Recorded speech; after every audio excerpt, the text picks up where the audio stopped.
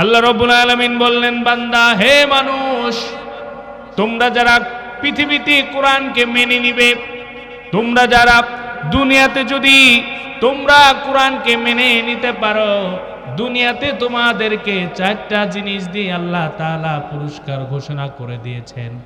এই কোরআন যারা মেনে নেবে, দুনিয়াতে আল্লাহ রাব্বুল আলামিন তাদেরকে 4টা পুরস্কার দিবেন। জোরে বলেন সুবহানাল্লাহ।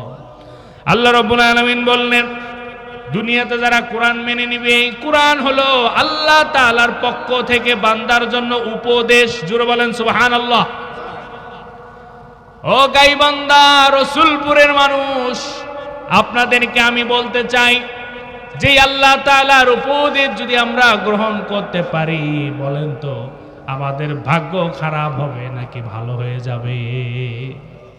আল্লাহ তাআলার কোরআন যদি মেনে নিতে পারি, আল্লাহ রাব্বুল আলামিন বললেন, বান্দা কোরআনকে যদি তোমরা মনোযোগের সহিত শ্রবণ করো, মেনে নিতে পারো, তাহলে এই দুনিয়াতে কোরআনটা তোমাদের জন্য আমার উপদেশ হিসাবে তোমাকে পুরস্কার দিলাম। জোরে বলেন সুবহানাল্লাহ।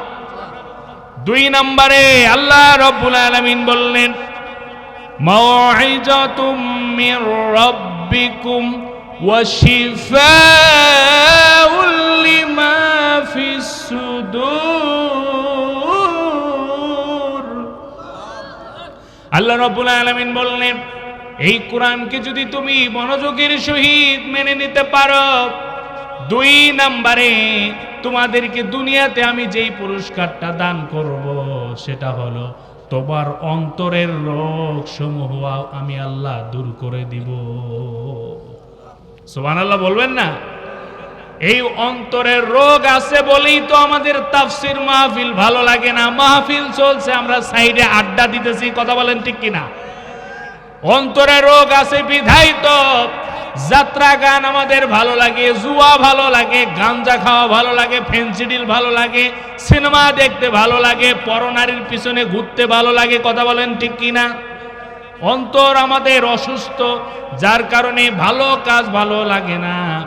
আর অন্তর যদি কারো সুস্থ অন্তর হয়ে যায়, ওই সুস্থ অন্তরের নামাজ ভালো লাগবে, কথা বলেন ঠিক কিনা?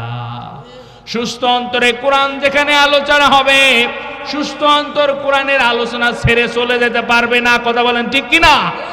কারণ ওই সুস্থ অন্তর তার খোরাক হলো কোরআন। কোরআন তেলাওয়াত করবে আর আল্লাহ রাব্বুল আলামিন সেই অন্তরের ঈমানকে বৃদ্ধি করে দেবে। জোরে বলেন সুবহানাল্লাহ।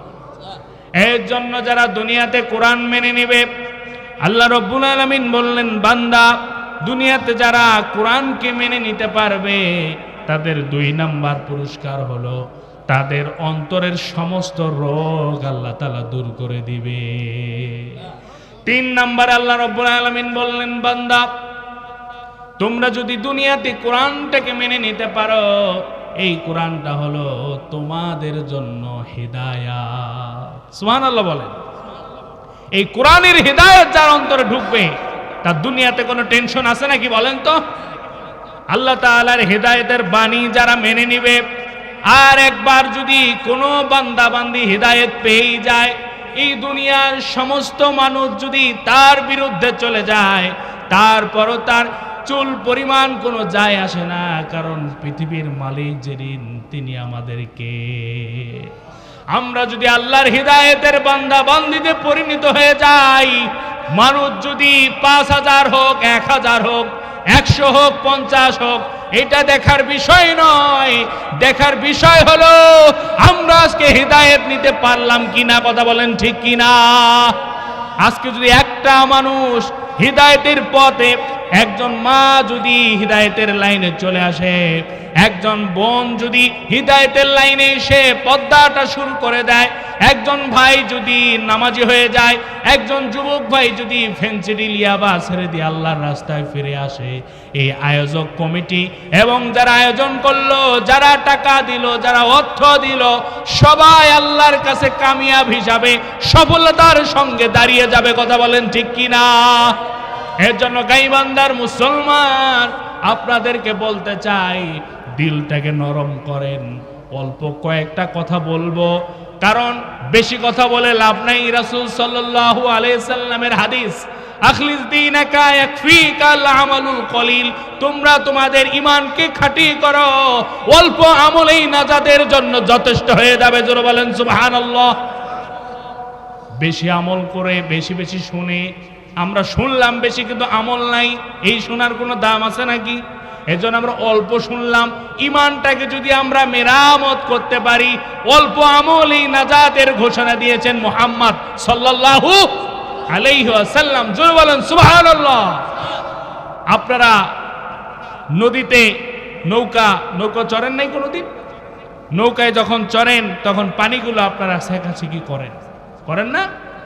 একটু একটু করে ফুটা দিয়া পানি নৌকার উপরে কি ওঠে, ওই পানিটা একটু একটু করে ওঠে, আপনিও একটু পর পর কি একটা শেষে পানিটা কমায়া দেন।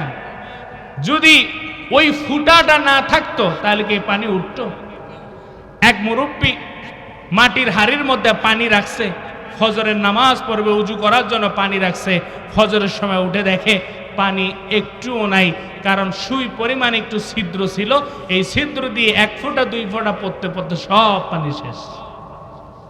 প্রিয় ভাইরা আমার, আপনাদেরকে আমি যেই সতর্কতাটা করতে চাচ্ছি সেটা হলো, আমাদের যদি ঈমানটা যদি ফুটা মুক্ত ঈমান হয়, মানে ঈমানের কোনো ফুটা নাই, ফাঁক ফোকর নাই, ওই ফাঁক ফোকর নাই, ফুটা মুক্ত ঈমান যার আছে তার ভিতরে 1 ফোঁটা পানি রাখলেও পড়বে নাকি?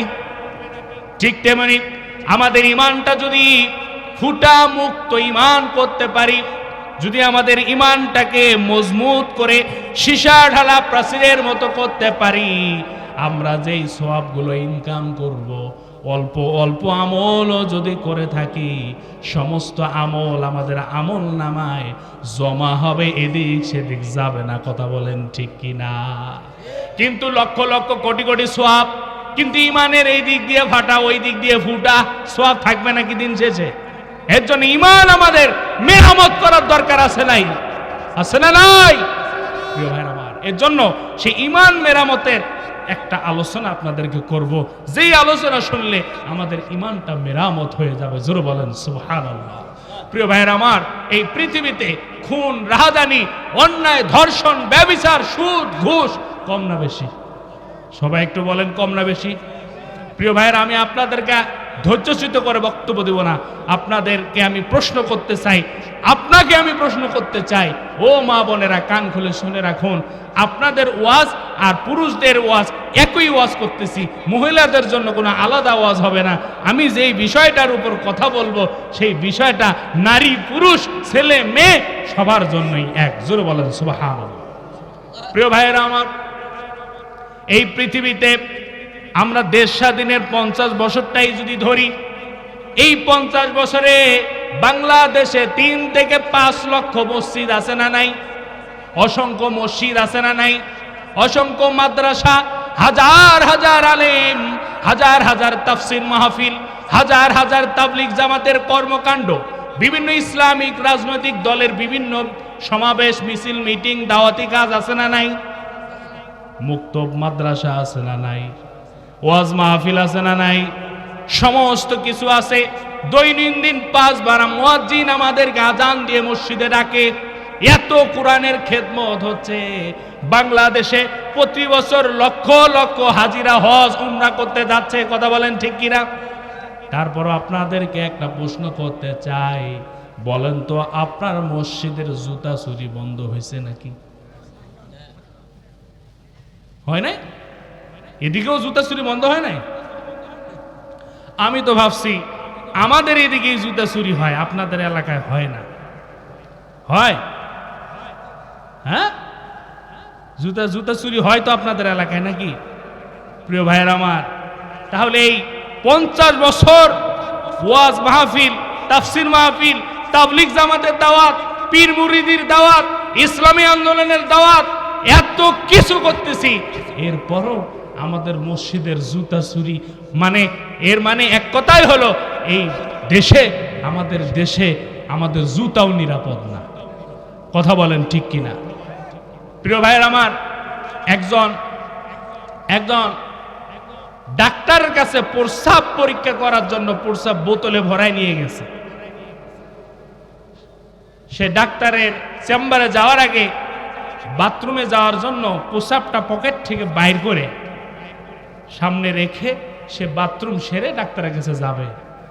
আমাদের বাংলাদেশের একজন সচেতন ব্যক্তি, নাম হলো তার চোর, সে ভাবছে পকেট থেকে যেহেতু বোতল বাইর করছে এটা নিশ্চয়ই কোনো ভালো দামি জিনিস। সে ওই প্রস্রাবটাকে দামি জিনিস মনে করে চুরি করে নিয়ে পালাইছে। প্রিয় ভাইরা আমার, এই কথাটা বলার কারণ হলো, আচ্ছা তার আগে বলেন তো এটা কি সত্য হবে না? এটা হয় না এমন? প্রস্রাব কি কেউ পকেটে রাখে? চোর ভাবছে এত সুন্দর কালার, হয়তো ভালো কিছুই হবে, পকেট থেকে যেহেতু বাইর করছে সে ওই প্রস্রাবটাকে ওই বোতলটাকে আবার নিজে পকেটে করে নিয়ে পালাইছে। আপনাকে যেটা আমি বুঝাতে যাচ্ছি, এই দেশে আপনার প্রস্রাবও নিরাপদ নয়। কথা বলেন ঠিক কিনা? তাহলে এত বছরের আন্দোলন, এত বছরের মিছিল, এত বছরের মিটিং, এত আলেম, এত মুফতি, এত কামিল পাস, এত দাওরা পাস, এত ইসলামী আন্দোলনের লক্ষ লক্ষ কর্মী, এত রাজনৈতিক সচেতন ব্যক্তি, এত কবি, এত সাহিত্যিক, এত রাজনৈতিক ব্যক্তিত্ব, এত উকিল, এত ব্যারিস্টার, এত জজ, এরপরও কেন আমাদের সমাজ থেকে অন্যায় দূর হয় না? তার কারণ হলো আমি সব সমস্যার যেটা আমি মূল ধরতে পেরেছি, এই সমাজের মানুষের অন্তরে আল্লাহ তাআলার ভয় নাই। জোরে বলেন ঠিক কিনা? আরো জোরে বলেন ঠিক কিনা? আল্লাহ তাআলার ভয় যদি থাকে, আমরা রাতের গভীরে আমরা রাস্তা দিয়ে হাঁটবো, প্রতিমধ্যেই মানুষের একটা সুন্দর পেয়ারা গাছ থাকবে, আমি চুরি করব, কেউ আমাকে দেখবে না, কিন্তু আমি যখনই হাত দিব তখনই আমার আল্লাহর কথা মনে হয়ে যাবে, আল্লাহ তো আমাকে দেখতেছে, এই পেয়ারা খাওয়ার হিসাব তো আল্লাহ তাআলা আমাদের নিবে। এই ভয়ে যারা পেয়ারাটাকে না খেয়ে রাস্তা দিয়ে ডাইন পাশ দিয়ে চলে যাবে, আল্লাহ তাআলা বললেন তারা আমার মহাব্বতের বান্দা, ভালোবাসার বান্দা, কারণ সে আমাকে ভয় করে, মানুষের অন্যায় করে পেয়ারাটাও ছেড়ে খায় নাই। জোরে বলেন সুবহানাল্লাহ। প্রিয় ভাইয়েরা আমার, প্রিয় উপস্থিতি, এই অন্তরে যদি আল্লাহ তাআলার ভয় হবে, যে আলেমের অন্তরে আল্লাহ তাআলার ভয় থাকবে, সে বিপদে আপদে কোরআনকে বিক্রি করে খাবে না। যে আলেমের ভিতরে আল্লাহ তাআলার ভয় থাকবে, সে কখনো মানুষের চাপে ভয়ে, ক্ষমতার ভয়ে কোরআনের আয়াতকে গোপন করবে না।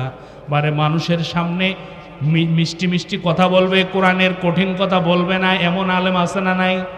যাদের অন্তরে আল্লাহ তাআলার ভয় থাকবে, সে জালিমের সামনে কোরআনের হক কথাগুলো উচ্চ আওয়াজ দিয়ে বলে দিবে। কথা বলেন ঠিক কিনা? এরপর যাদের অন্তরে, যেই ডাক্তারের অন্তরে আল্লাহ তাআলার ভয় থাকবে, সে হবে মানবিক ডাক্তার। আর যেই ডাক্তারের অন্তরে আল্লাহ তাআলার ভয় থাকবে না, সে হবে কসাই ডাক্তার। কথা বলেন ঠিক কিনা? এর জন্য একজন ডাক্তারকে ডাক্তার হইতে গেলে আল্লাহর ভয় থাকার দরকার আছে না নাই? এরপর আসেন শিক্ষক। যেই শিক্ষকের অন্তরে আল্লাহ তাআলার ভয় থাকবে, সে তার ক্লাস টাইমে সবার আগে টাইম মতো চলে যাবে। কথা বলেন ঠিক কিনা? কিন্তু আমাদের সমাজের শিক্ষক দেখা যায় ক্লাসের ভিতরে গিয়ে সব পড়া পড়ায় না। যদি সব পড়ায় তাহলে প্রাইভেট পড়াবে কি? আছে না নাই? আছে না নাই? প্রিয় ভাইয়ের আমার, তাকেই আমরা আদর্শ শিক্ষক বলবো, যারা আল্লাহ তাআলার ভয়ে ছাত্রকে তার 40 মিনিট ভালো করে বুঝাবে, না পারলে আবার বুঝাবে, না পারলে আবার বুঝাবে, তারপরও সে জ্ঞান লুকাবে না, ছাত্রদেরকে ঢেলে মন খুলে শিখাবে। প্রাইভেট পড়ার জন্য কিছু আটকায় রাখবে না। যারা রাখে না তারা আল্লাহকে ভালোবাসে, আল্লাহকে ভয় করে, তারাই হলো গুণী শিক্ষক। কথা বলেন ঠিক কিনা? এরপর হলো বিচারক, যারা দুনিয়াতে বিচার, যার কলমের কারসাজিতে অনেক নিরপরাধ মানুষ অপরাধী সাজে, তার ভিতরে যদি আল্লাহ তাআলার ভয় না থাকে, তার ভিতরে যদি আল্লাহ তাআলার ভয় না থাকে, আল্লাহ রাব্বুল আলামিন তাকে কিয়ামতের ময়দানে কাঠগড়ায় দাঁড় করায় দিবেন। কথা বলেন ঠিক কিনা? ওটা হলো ভণ্ড বিচারক, যার অন্তরে আল্লাহ তাআলার ভয় নাই। টাকার বিনিময়ে রায় বিভিন্নভাবে অন্যদিকে চলে যায়।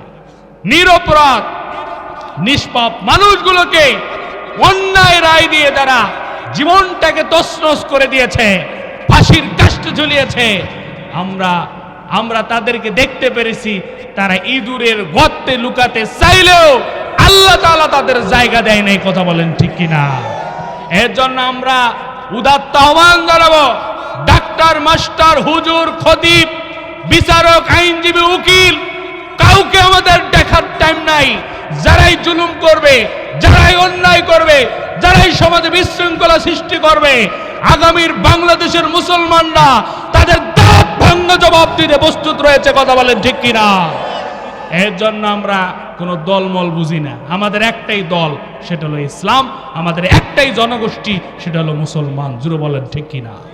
প্রিয় ভাইয়েরা আমার, এই কথার সাথে আপনারা একমত আছেন না নাই?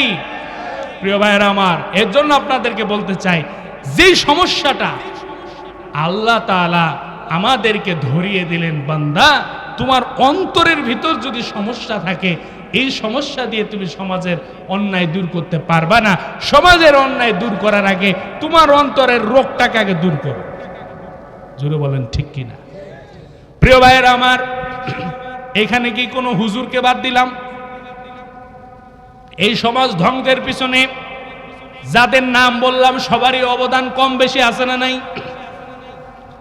আমরা যদি সঠিক বক্তব্য জাতির সামনে তুলে ধরতাম, জাতি ঠিকই মেনে নিত। কথা বলেন ঠিক কিনা? কিন্তু আমরা জেলের ভয়ে, মামলার ভয়ে, আমরা আমাদের ক্ষমতার ভয়ে সত্য কথা উচ্চস্বরে বলতে পারি না, যার কারণে দেখা যায় অনেক আলেমরা বাতিলের সামনে মাথা নিচু করে কোরআনের হক কথাগুলো লুকায়া লুকায়া রাখে, আর নরম নরম তুলতুলা ওয়াজগুলো জাতির সামনে করে। কথা বলেন ঠিক কিনা? প্রিয় ভাইয়ের আমার, এর জন্য আপনাদেরকে বলতে চাই, সেই অন্তর, সেই তাকওয়া যাদের পরিষ্কার থাকবে, যে মা বোনের, যে মায়ের অন্তরটা পরিষ্কার থাকবে, যে মায়ের অন্তরটা আল্লাহর ভয় দিয়ে পরিপূর্ণ থাকবে, সেই মা হবে আল্লাহ তাআলার পছন্দের বান্দি। কথা বলেন ঠিক কিনা? যে ভাইটার অন্তরটা আল্লাহর ভয় দিয়ে রাঙানো থাকবে, আল্লাহর রঙে রঙিন হতে পারবে, সেই ভাইটার অন্তরটা পরিষ্কার হয়ে যাবে, আল্লাহ তাআলার কাছে পছন্দের বান্দা হিসেবে সে গণ্য হয়ে যাবে। কথা বলেন ঠিক কিনা? প্রিয় ভাইয়েরা আমার, আল্লাহ তাআলার ভয় আমাদের থাকার দরকার আছে না নাই? আল্লাহ তাআলার ভয়টাকেই বলা হয় তাকওয়া। জোরে বলেন কি? সবাই জোরে বলেন কি? এইটা বলেই কিন্তু আমি শেষ করে দিব, এদিক সেদিক আর উঠাউঠি করবেন না। প্রিয় ভাইয়েরা আমার, এই উদ্দেশ্যে আমি এই মেসেজটা দেওয়ার জন্য আমি আপনাদের কাছে এসেছি। শুধুমাত্র যদি এই আমলটা যদি আমরা করতে পারি মনোযোগের সহিত, এই সমাজ থেকে সব অপরাধ দূর হয়ে যাবে। অন্তরে যদি রবের ভয় থাকে, তাহলে আর র‍্যাব লাগবে না। কথা কি বুঝতেছেন? আর যদি অন্তরে রবের ভয় না থাকে, আরো 1 কোটি র‍্যাব বাহিনী বানালেও সমাজ থেকে অন্যায় দূর হবে। এর জন্য আমাদের রবের ভয় অন্তরে ঢুকাতে হবে। আল্লাহ রাব্বুল আলামিন বললেন, ইয়া আইয়ুহান নাসু উবুদু রাব্বাকুমুল্লাযী খালাকাকুম ওয়াল্লাযীনা মিন ক্বাবলিকুম লাআল্লাকুম তাত্তাকুন। আল্লাহ রাব্বুল আলামিন বললেন, হে মানব সমাজ, তোমরা তোমাদের রবের ইবাদত করো, যিনি তোমাদেরকে এবং তোমাদের পূর্ববর্তীদেরকে সৃষ্টি করেছেন, যাতে তোমরা তাকওয়ার পথ অবলম্বন করতে পারো। প্রিয় ভাইয়েরা আমার, আল্লাহ রাব্বুল আলামিন বললেন, বান্দা, হে মানব সমাজ, তোমরা তোমাদের রবের ইবাদত করো, যে ইবাদতের মাধ্যমে আল্লাহ রাব্বুল আলামিন আমাদেরকে তাকওয়াবান বানাবে। কথা বলেন ঠিক কিনা? এই তাকওয়া আমাদের কোথায় থাকে? রাসূল সাল্লাল্লাহু আলাইহি সাল্লাম বলেছেন, আত-তাকওয়া হাউনা। আল্লাহ রাসূল ইশারা দিয়ে বুঝিয়েছেন, মানুষের তাকওয়া থাকে অন্তরে। ঠিক কিনা? প্রিয় মা বোনেরা, কান খুলে শুনে রাখুন, একজন মানুষের অন্তর যদি ভালো হয়ে যায়, একজন মানুষের যদি তাকওয়া অন্তরে ভালোভাবে গেঁথে যায়, এই পৃথিবীর কোনো অন্যায় তার দ্বারা আর সম্ভব হবে না। কথা বলেন ঠিক কিনা? প্রিয় ভাইয়েরা আমার, প্রিয় উপস্থিতি, নাম শুনেছেন হযরতে লোকমান।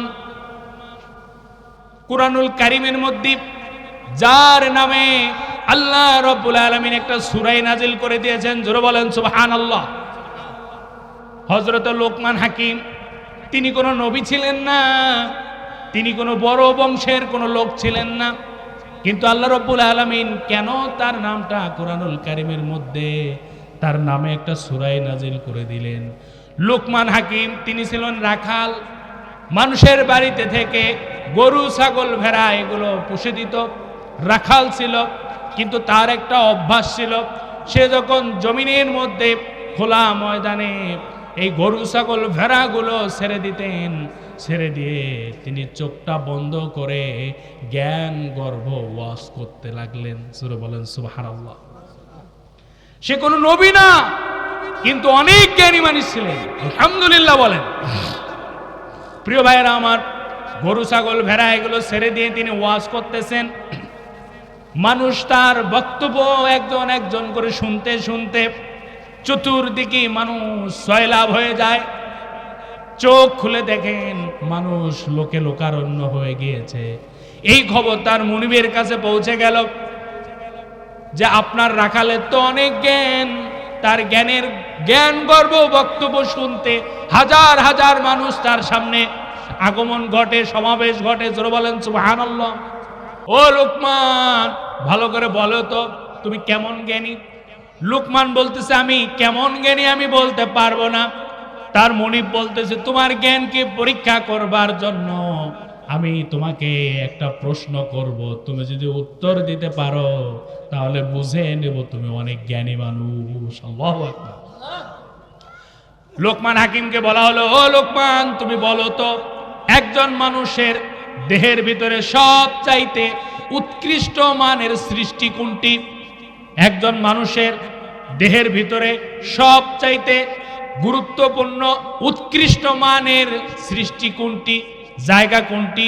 কোন জিনিসটা আল্লাহ রাব্বুল আলামিনের কাছে অতি গুরুত্বপূর্ণ, যেটা ছাড়া দেহ চলবে না, মানুষ বাঁচতেই পারবে না? আমাদেরকে অনেক সময় মনে হয় যা ব্রেন নষ্ট হলে তো মানুষ বাঁচে না, চলে না। কিন্তু না, ব্রেন নষ্ট হইলে তো মানুষ বাঁচে, কিন্তু আবল তাবল বলে, ঠিক কিনা? কিন্তু যদি হার্ট অ্যাটাক হয়, একবার যদি সম্প্রসারণ আর যদি সংকোচন না হয়, ওটাকে আমরা বলি হার্ট অ্যাটাক, সঙ্গে সঙ্গে মানুষটা মারা যায়, ঠিক কিনা? কিন্তু যাদের মাথা নষ্ট তারা কি মারা যায়? তারা পাগল, দুনিয়াতে বেঁচে থাকে। প্রিয় ভাইয়েরা আমার, প্রিয় উপস্থিতি, লোকমান হাকিমকে বলা হলো, ও লোকমান বলো তো মানব দেহের মধ্যে সব চাইতে উৎকৃষ্ট মানের সৃষ্টি কোনটি? লোকমান হাকিম বললেন এইটার উত্তর দেওয়ার জন্য আমার দুইটা ছাগল লাগবে। জোরে বলেন আল্লাহু আকবার। দুইটা ছাগল তাকে দেওয়া হলো। লোকমান হাকিম ছাগলটাকে জবাই করে দিয়ে ছাগলের কলিজাটা, হৃৎপিণ্ডটা এটা ওই মনিবের সামনে নিয়ে বলতেছেন, ও মনিব, একজন মানুষের সব চাইতে উৎকৃষ্ট মানের জায়গা যদি থেকে থাকে, গুরুত্বপূর্ণ জায়গা যদি থেকে থাকে, সেটা আর কিছু নয়, সেটা হলো মানুষের হৃদয়, মানুষের হার্ট, মানুষের কল্প, মানুষের কলিজা। আল্লাহু আকবার। এরপর বলা হলো তাহলে সব চাইতে খারাপ জায়গা কোনটা, খারাপ স্তর কোনটা? আবার লোকমান হাকিম আরেকটা ছাগিকে জবাই করে দিয়ে আবার কলিজাটা, হাড়টা লোকমান হাকিম তার মনিবের সামনে নিয়ে উপস্থিত। মনিব, একটা মানুষের সব চাইতে খারাপ যদি কোনো জায়গা থেকে থাকে, খারাপ যদি কোনো বস্তু থেকে থাকে, সেটাও হলো মানুষের কল্প, সেটাও হলো মানুষের কলিজা। জোরে বলো আল্লাহু আকবার। লোকমান হাকিম বুঝিয়ে দিলেন যার অন্তর ভালো তার দুনিয়াটা ভালো হয়ে যায়। কথা বলেন ঠিক কিনা? আর যাদের অন্তরটা পচে গলে গিয়েছে, নষ্ট হয়ে গিয়েছে, তাদের তাফসীর মাহফিল ভালো লাগবে না, তাদের যাত্রা গান ভালো লাগে।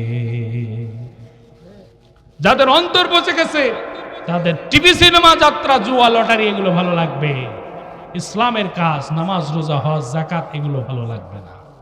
যদি বলা হয় চলো তো মাদ্রাসার বাচ্চাদের মসজিদের জন্য এই টাকাটার প্রয়োজন, একটু কালেকশনে যায় অমুকের কাছে, না না আমার সময় নেই। আর যদি ওই এলাকায় গানের অনুষ্ঠান হয়, মমতাজ পাগলি আসবে, তাহলে দেখবেন ওর ৩-৪টা মোটরসাইকেল তেল খরচও আর দেওয়া লাগে না, ওই সবার আগে যায়। কথা বলেন ঠিক কিনা? প্রিয় ভাইয়ের আমার, এটা হলো অন্তর পচার লক্ষণ, ভালো কাজ ভালো লাগে না। প্রিয় উপস্থিতি, প্রিয় ভাইয়েরা আমার, এর জন্যই পৃথিবী থেকে সব অন্যায় দূর হয়ে যাবে। আল্লাহ তাআলার একটা প্রেসক্রিপশন মানলে সেটা হলো তাকওয়া। আল্লাহর ভয় যদি আমরা অন্তরে প্রবেশ করাতে পারি, আল্লাহ রব্বুল আলামিন আমাদের জীবনটাকে ধন্য করে দিবে। প্রিয় ভাইয়েরা আমার, প্রিয় উপস্থিতি, যারা আল্লাহ তাআলাকে ভালোবাসে, আল্লাহ তাআলাকে ভয় করে, তাদের জীবনটা কিন্তু দুনিয়াতে সুন্দর জীবন না। তাদের উপর জুলুম, তাদের উপর নির্যাতন, তাদের উপর স্টিম রোলার পরিচালনা করা হয়, কারণ তাদের ইমানের পরীক্ষা আল্লাহ তাআলা গ্রহণ করে। কথা বলেন ঠিক কি না?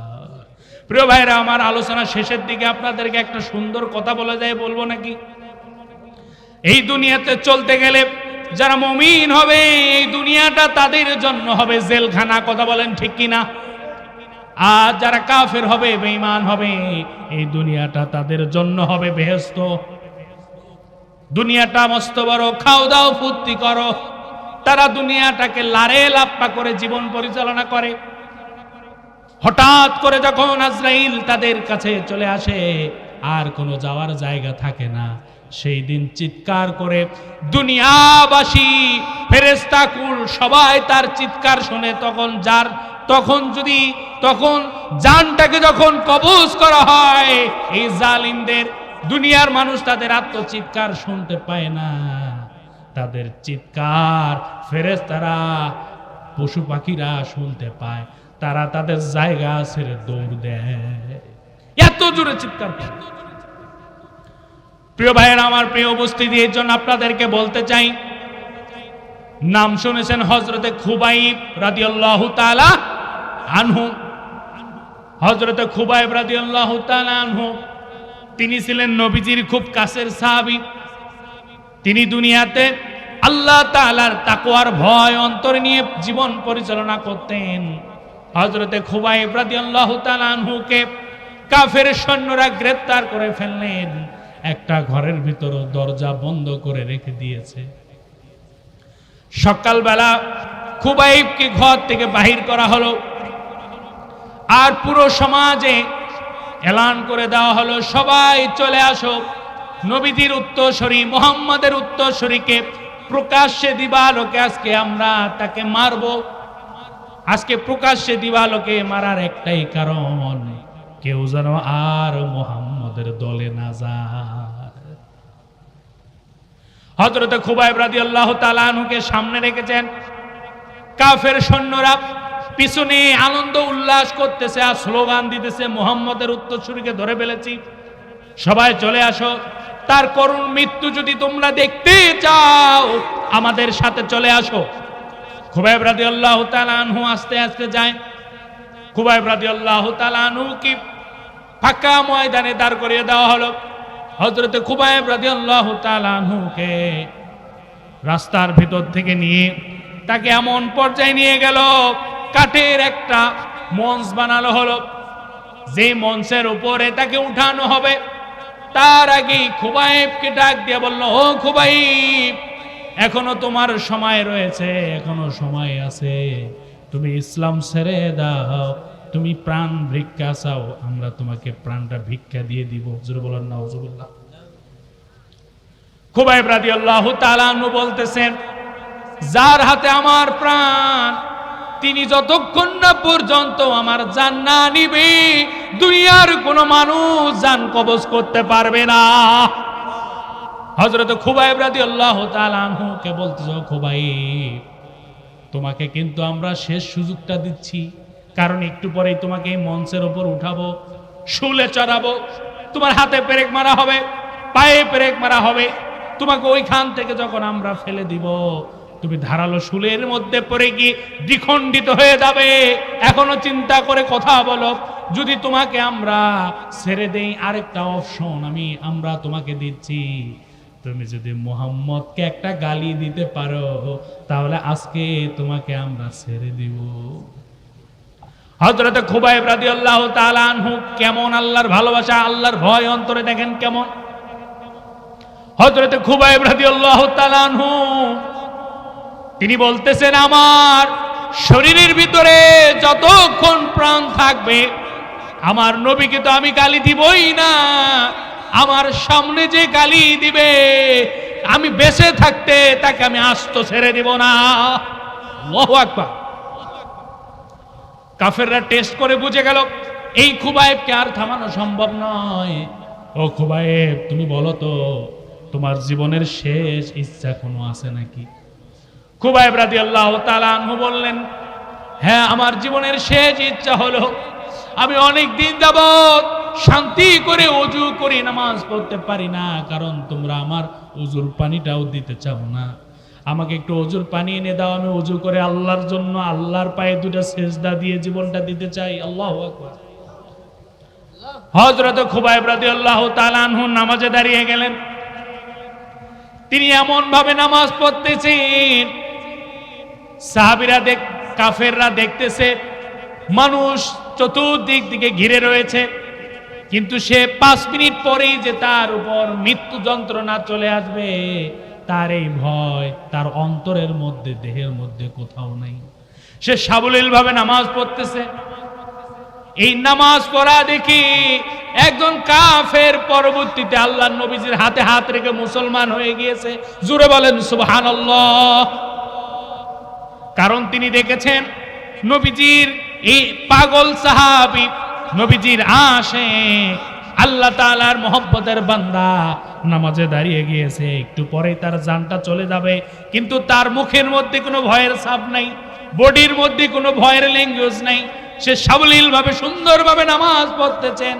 হযরত খুবাইব রাদিয়াল্লাহু তাআলা আনহু সে নামাজটা তড়িঘড়ি করে শেষ করে দিলেন। কাফেরেরা জিজ্ঞাসা করলেন, ও খুবাইব, ও খুবাইব, তুমি যে তাড়াতাড়ি নামাজ পড়লে, তোমার তো এত তাড়াতাড়ি নামাজ হয় না।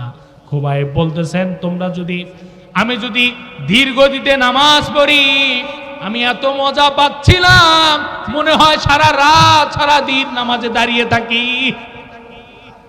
কিন্তু আমার মনে হয়ে গেল আমি যদি নামাজে বেশি সময় নেই, তোমরা মানুষকে বলে বেড়াবা খুবাইব মৃত্যুর ভয়ে নামাজ দেরি করে পড়েছে, সময় নিয়ে পড়েছে, তোমরা মানুষকে এগুলো ছড়াবা, ইসলামকে খাটো করবা, এর জন্য আমি নামাজটাকে তাড়াতাড়ি শেষ করে দিলাম। হযরত খুবাইব রাদিয়াল্লাহু তাআলা আনহুকে কাঠের মঞ্চে উঠিয়ে দেওয়া হলো, হাতে পেরেক মেরে দেওয়া হলো, পায়ে পেরেক মেরে দেওয়া হলো। পেরেক মেরে তাকে 4 হাত পা কাঠের সঙ্গে পেরেক মেরে আটকে দেওয়া হলো। খুবাইবকে বলা হচ্ছে, ও খুবাইব, এখনো সময় আছে, ইসলাম ছাড়ো, কালেমা ছাড়ো, নবী মুহাম্মদের পথ ছাড়ো, আমাদের পথ ধরো। খুবাইব রাদিয়াল্লাহু তাআলা আনহু মুস্কি হেসে বলে, আমি জান্নাতের সুঘ্রাণ নাকের ভিতর পাচ্ছি। সুবহানাল্লাহ বলবেন না? প্রিয় ভাইরা আমার, প্রিয় উপস্থিতি, খুবাইব রাদিয়াল্লাহু তাআলা আনহুর ডান হাতটা কেটে ফেলা হলো, রক্তগুলো থিমকি দিয়ে জমিনের মধ্যে পড়তেছিল। হযরত খুবাইব রাদিয়াল্লাহু তাআলা আনহুর বাম হাতটাও কেটে ফেলা হলো। খুবাইব রাদিয়াল্লাহু তাআলা আনহুর শরীর থেকে রক্তগুলো টপ টপ করে জমিনের মধ্যে পড়তেছিল। ডান পাটা কেটে ফেলা হলো, বাম পাটা কেটে ফেলা হলো। প্রিয় ভাইরা আমার, প্রিয় উপস্থিতি, কি চূড়ান্ত পরীক্ষা! কেমন ঈমান, কেমন তাকওয়া থাকলে তারা অটল থাকতে পারে, কথা বলেন ঠিক কি না? আর আমরা তো এদিক সেদিক একটু 10 কেজি চাউলের স্লিপ যদি দেওয়া নেওয়া হয়, আমাদের ঈমানটাকে ভোট দিয়ে বিক্রি করে দিয়ে চলে আসি, ঠিক কিনা? মাত্র একটা চা খাওয়াইছে, তৈব বিড়ি দিছে, আলম বিড়ি দিছে, মুড়ি দিছে, আপনি সারা জীবনের জন্য এমন চোরকে সমর্থন দিছেন, সে মুড়ি, গম, চাল সব খায়, আপনি আর পান না। আপনি খালি আফসোস করে বলেন যে আরেকবার খালি ভোট নিতে আসিস, দিমো ভোট, কিন্তু আপনার ভোটটা আর লাগে না। ভোট ছাড়াই হয়। কথা বলেন ঠিক কি? প্রিয় ভাইয়েরা আমার, এর জন্য ভালো করে মনোযোগ দিয়ে শোনেন। তাদের তাকওয়া আল্লাহর ভয় কেমন ছিল, আর আমাদের আল্লাহ তাআলার ভয় কেমন? কথা বলেন ঠিক কি না? হযরত খুবাইব রাদিয়াল্লাহু তাআলা আনহুর ডান হাত কাটা, বাম হাত কাটা, পা গুলো ঝুলিয়ে রয়েছে কাটা, রক্তগুলো জমিনের মধ্যে টক টক করে পড়তেছিল। মা বোনেরা কান খুলে শুনে রাখুন, কেমন ইমানের পরীক্ষা তিনি দিয়েছেন। ধারালো শুল মাটি থেকে তাক করা হয়েছে, কাঠের মঞ্চ থেকে খুবাইবকে ধাক্কা মারা হলো। ওই শুলটা পিছন দিক দিয়ে ঢুকে মাথা ভেদ হয়ে দুই টুকরা হয়ে ওই শুলটা খুবাইব রাদিয়াল্লাহু তাআলা আনহুর ভিতরে বিঁধে গেল। জোরে বলেন আল্লাহু আকবার। মাথা দিয়ে শুলের মাথা বের হয়ে গিয়েছে পিছন দিক দিয়ে ঢুকে। তারপরও ইমান বিক্রি করে দেয় নাই, তাকওয়ার পরিচয় দিয়েছে, আল্লাহর ভয়ের পরিচয় দিয়েছে। কথা বলেন ঠিক কিনা? প্রিয় ভাইরা আমার, যেই বাড়িতে হযরত খুবাইব রাদিয়াল্লাহু তাআলা আনহু বন্দী ছিল, সেই বাড়িতে একজন মহিলা ছিল, নাম তার জয়নব। তিনি পরবর্তীতে ইসলাম গ্রহণ করেছিল। নবীজি তাকে জিজ্ঞাসা করলো, ও জয়নব, তোমাদের বাড়িতেই তো আমার খুবাইব বন্দী ছিল, খুবাইবের কোনো স্মৃতি তোমার মনে আছে নাকি? হযরতে খুবাইব রাদিয়াল্লাহু তাআলা আনহুর স্মৃতি বলতে কি, হযরতে জয়নব তিনিও চোখের পানি ফেলে দিলেন। প্রিয় ভাইয়েরা আমার, প্রিয় উপস্থিতি, জয়নব বলতেছেন, ইয়া রাসূলুল্লাহ, হযরতে খুবাইব, আমার বাবা চাচারা তাকে বন্দি করে রেখেছে, খাবার দেয় না, পানি দেয় না, খুবাইব না খেয়ে থাকে। আমি মাঝে মাঝে দরজার ফাঁক দিই, দরজার আড়াল থেকে একটু অবলোকন করার চেষ্টা করি, কিন্তু আমি একটা জিনিস দিকে অবাক হয়ে গেলাম, যে খুবাইবের ঘরে খাবার যায় না, পানি যায় না। আমি দেখতেছিলাম খুবাইব ঘরের প্রত্যেক কিনারে কিনারে ঘুরে, আর ঘরের ছাদ থেকে আঙ্গুরের সরাগুলোকে যেন ধরে রেখেছে। জোরে বলেন সুবহানাল্লাহ। আঙ্গুরের সরাগুলো সেই ঘরের ভিতরে কে যেন ঝুলিয়ে ঝুলিয়ে রেখেছে। আমি খুবাইবকে জিজ্ঞাসা করলাম, ও খুবাইব, এখন তো আঙ্গুরের সিজন নয়, তুমি এই ঘরের ভিতরে ঝুলানো আঙ্গুর কই পাইলা? খুবাইব ডাক দিয়ে বলল, যে আল্লাহর জন্য আমার জীবনটা দিতে আমি প্রস্তুত, ওই আল্লাহ আনসিজনে জান্নাত থেকে আঙ্গুর পাঠিয়ে দিয়েছে। সুবহানাল্লাহ বলবেন না? তাকওয়ার পরিচয়। আপনি হাসেন। জয়নব এই কথা বলতে গিয়ে চোখের পানি বের হয়ে গিয়েছে, নবীজির চোখ দিয়ে পানি বের হয়ে গিয়েছে, আর আপনি টিটকারি করেন। প্রিয় ভাইরা আমার, এটা কি ইসলামের চূড়ান্ত বাস্তবতা? এটা হলো তাকওয়ার বাস্তবতা। আমরা যতদিন না পর্যন্ত এই তাকওয়া আমাদের অন্তরে, বক্তা, শ্রোতা, কমিটি, দেশের মানুষ এই তাকওয়া যারা আমরা অবলম্বন করতে পারবো, আল্লাহ তাআলা সেই দিন আমাদের ভাগ্য পরিবর্তন করে দিবে। কথা বলেন ঠিক কিনা? ঠিক কিনা বলেন? প্রিয় ভাইরা আমার, এর জন্য যারা আল্লাহ তাআলাকে ভয় করে, আল্লাহ তাআলাকে ভয় করে জীবন পরিচালনা করবে, আল্লাহ রাব্বুল আলামিন তাদের দুনিয়াতেও জান্নাত, দুনিয়াতেও শান্তি, জান্নাত দিয়ে আখিরাতে ধন্য করে দিবে। কথা বলেন ঠিক কিনা? প্রিয় ভাইরা আমার, এর জন্য আপনাদেরকে বলতে চাই, যারা আল্লাহ তাআলার ভয় করবে তারা দুনিয়াতে সুদের সাথে জড়িত থাকবে, যারা আল্লাহ তাআলার ভয় করবে তারা ঘুষের সাথে জড়িত থাকবে, যারা আল্লাহ তাআলার ভয় থাকবে তারা তাদের বাবা আমাকে কষ্ট দিবে। আল্লাহ তাআলাকে যারা ভয় করে তারা বাবা মাকে কোনোদিন কষ্ট দিতে পারে না। প্রিয় ভাইরা আমার, কার কার মা নাই দুইটা হাত তুলে দেখান তো। হাত নামান। কার কার বাবা নাই একটু হাতটা তোলেন। আল্লাহু আকবার, হাতটা নামান।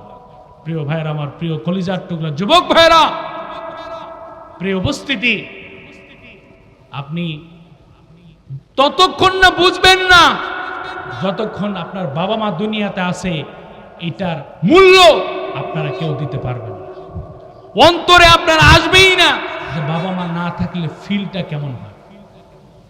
অন্তরে এই ফিলটা আসবেই না যে বাবা মা না থাকলে আমার অন্তরটা কি হবে, আমার পরিবেশটা কি হবে, আমার চারিদিকটা কেমন অপরিচিত হয়ে যাবে, এটা কেউ জানেই না যার বাবা মা নেই।